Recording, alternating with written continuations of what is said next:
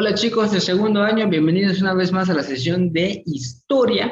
Recordemos que estamos viendo todo este aspecto del Big Challenge en donde pues la pregunta detonante dice que ¿qué harás hoy para que en el futuro todos tengan electricidad, energía eléctrica, ¿no? Y específicamente estamos hablando de la región de los pueblos indígenas que como muy bien vimos en las sesiones anteriores, viene siendo un sector de la población golpeada, que mayormente es golpeada por aquella discriminación, aquella discriminación social, racial, que ha ocurrido y que se vino a implementar, recordemos que se vino a implementar eh, desde la llegada de los españoles y con el proceso de colonización y el virreinato, ¿sí? Porque recordemos que, como bien les había explicado en la sesión anterior, pues la pirámide social de los pueblos indígenas cambió muchísimo, ¿sí? Ahora los indígenas como tal, ya agrupados en ese sector, pues básicamente estaban por debajo de los criollos, ¿no? En ese caso, recordemos que eran los españoles peninsulares, o en el caso del rey, virrey, clero y ejército, los españoles peninsulares que vivían en América, los criollos, indígenas y esclavos. Entonces, esa pirámide social, pues se vino a reorganizar con la llegada de los españoles y ahí empezó todo este proceso de discriminación que a pesar de haber obtenido una independencia hacia España, y de haber pasado por todo el proceso de una inestabilidad política en el siglo XIX, después del Porfiriato y después de la Revolución y después del México institucional, hasta el día de hoy sigue habiendo esa discriminación por parte de la sociedad actual hacia los pueblos indígenas, ¿no?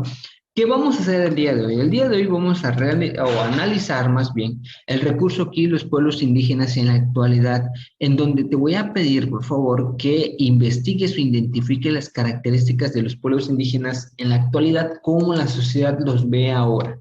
Recuerda que si no tienes acceso al recurso aquí, puedes investigar en San Google características del pueblo indígena en la actualidad y hacer tu investigación para que esa información nos ayude en la siguiente sesión. Pero es muy importante que lo hagas porque si no lo haces, pues ¿qué vamos a hacer? ¿No? Entonces, te comparto pantalla, chico. Entonces, tenemos el recurso aquí, los pueblos indígenas en el México actual.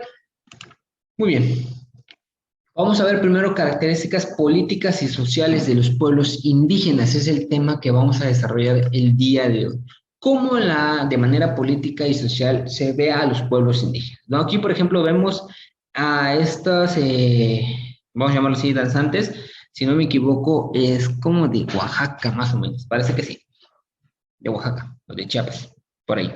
Entonces, ¿qué palabras claves son las que vamos a utilizar? Indigenismo, paternalismo, autoadscripción étnica, etnias, marginación, discriminación, municipio indígena, usos y costumbres, tequio y rondas.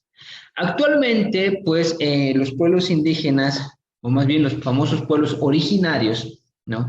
Que existen en México, pues los más, digamos, que aún se conservan, estamos hablando algunos como los mayas, los mexicas, ¿no? En este caso, algunos, los famosos taromaras, que aún son, digamos que, regiones o pueblos indígenas que aún se conservan las tradiciones como tal en ese lugar. Sin embargo, se ha ido perdiendo por el transcurso de las generaciones que le pierden interés en conservar esas costumbres y tradiciones y sobre todo entender de dónde venimos, ¿no? Aquí nos habla, tras la caída de México Tenochtitlan en 1521, los españoles continuaron sus campañas de conquista sobre los pueblos originarios, ¿sí? Colonizando los territorios de la antigua Mesoamérica, es decir, todas aquellas regiones culturales que predominaron en América, en Mesoamérica, perdón, y eso, pues, obviamente transformó drásticamente la vida de esos indígenas, de esos pueblos, de esos originarios. ¿Sí? ¿Por qué? Porque recordemos que hubo todo este proceso de evangelización, conquista material, conquista espiritual, el sincretismo cultural, recordemos que hemos hablado mucho sobre eso, y que al fin y al cabo vino a cambiar muchísimo las costumbres y se vino a adoptar algunas características europeas hacia, en este caso, cuestión de españoles. Solamente ahorita, por ejemplo, analízate. Si todo, como bien habíamos visto, si todo lo que estás vistiendo en este momento, desde los pies hasta la cabeza, algo es del pueblo originario, por ejemplo, algo es de la cultura maya, algo es de la cultura tolteca, zapoteca, no, ¿sí? Aunque a veces utilizamos palabras de origen maya, ¿no? Es decir, que aún así, a pesar de que no somos o no son ustedes pues, una generación muy, digamos, cerca hacia los pueblos originarios, pues aún se utilizan algunas palabras, ¿no? Ahora, ¿cuál fue la disminución de la población en México central a raíz de la conquista? Estamos hablando que hubo una decaída de 25 millones hasta por debajo de los 5 millones, hasta 1605, cuando ya se dio este proceso de conquista, ¿no?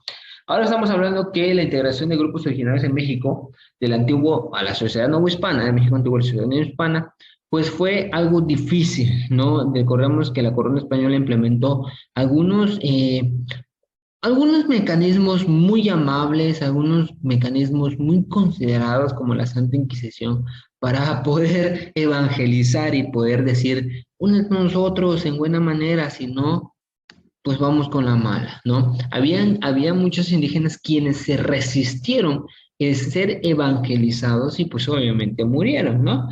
Se fueron al Mictlán.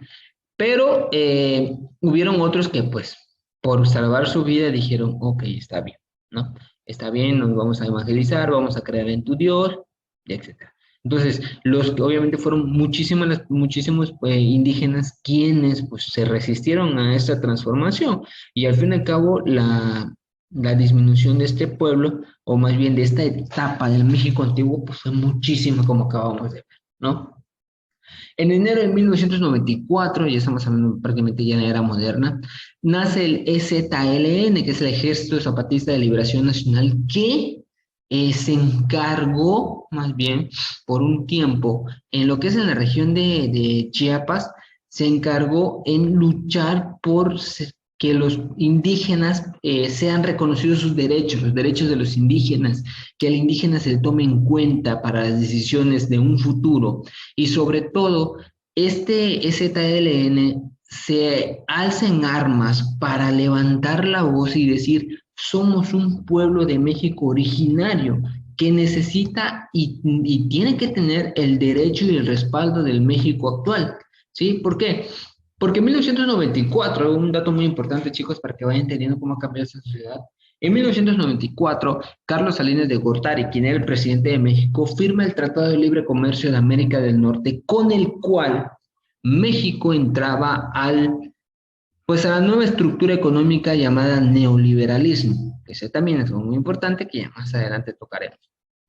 Con eso México se iba a modernizar e iba a modernizar aquellas zonas donde se necesitaba recursos naturales, utilización de los recursos naturales. Por ejemplo, rapidito, en Chiapas, imagínense, ¿no? En Chiapas mayormente hay muchos ríos y todo eso, ¿no? De repente llega una empresa, pues particular, una empresa extranjera y dice, mira, quiero colocar una, no sé, una ensambladora, un ejemplo, una fábrica de X producto, una fábrica necesito colocarlo en tu país, ¿qué te van a beneficiar? Vas a tener mayor economía, mayor trabajo, mucha influencia económica, etcétera, ¿no? Pero necesito colocar mi fábrica donde haya una fuente hídrica, una fuente de agua, que me pueda ayudar a mover mis maquinarias, mis motores. Y entonces el gobierno empieza a checar y dice, no, pues en Chiapas hay mucho recurso hídrico, hay muchos ríos, ahí lo vas a colocar. Y ya le dieron la concesión, ya le dieron el permiso que la empresa extranjera coloque su fábrica ahí, ¿no? ¿Qué pasa? Que van a explotar los recursos naturales, es decir, el recurso hídrico va a ser súper explotado y los pueblos indígenas o las personas indígenas que viven cerca de ese río, pues van a ser desalojadas. Entonces, el EZLN es lo que peleaba la no modernización de México porque, pues básicamente los pueblos originarios desaparecerían, ¿no?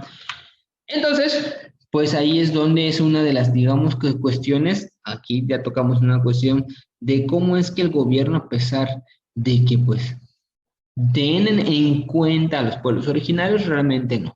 ¿Sí? Entonces, ahí digamos que ya tenemos la primera característica política por el cual los pueblos indígenas se sienten marginados porque no los toman en cuenta, ¿no? Y sobre todo a pesar de eso, por el lado, vamos a llamarlo así, indígena, pues no están dispuestos a una modernización para no perder sus raíces, ¿sí? Por ejemplo, fácil y sencillo, Te pregunto a ti, cuestiónate, investiga en tu familia.